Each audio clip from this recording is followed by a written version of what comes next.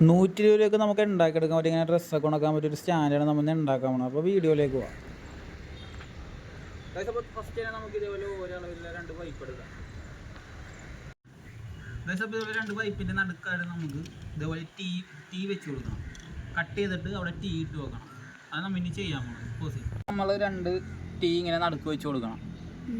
അതിന് ശേഷം ഇവിടെ നിന്ന് നമ്മളൊരു പൈപ്പ് പീസ് കട്ട് ചെയ്ത് നമ്മൾ അങ്ങനെ വെക്കും. ഗൈസ് അപ്പോൾ നമ്മൾ ഇതേപോലെ ടീ നടുക്ക് ഇങ്ങനെ ഇട്ട് കൊടുക്കണം. കട്ട് ചെയ്യും ഗൈസ്. ആണ് നമ്മൾ അതേപോലെ വേറൊരു പൈപ്പ് സെയിം അളവിൽ കട്ട് ചെയ്തെടുക്കുക. അത് നമ്മൾ തമ്മിൽ യോജിപ്പിക്കുക. നെക്സ്റ്റ് ചെയ്യേണ്ടത് അതാണ്.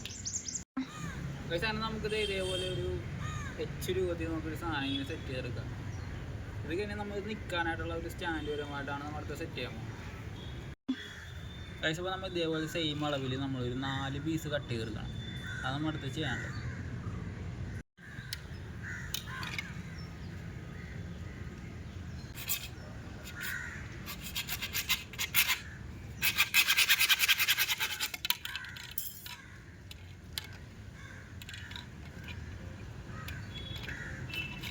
ഗൈസ് അപ്പോൾ ഇതേപോലെ നമ്മൾ 4 പീസ് കട്ട് ചെയ്തെടുക്കുക. ഇത് നമ്മൾ കാലിന് സെറ്റായിട്ട് വെക്കണം. അതായത് നിൽക്കാൻ സ്റ്റാൻഡ് ചെയ്യാൻ വേണ്ടി കാല് സെറ്റ് ചെയ്യാൻ വേണ്ടി നമ്മൾ എടുക്കുന്ന പീസാണ്.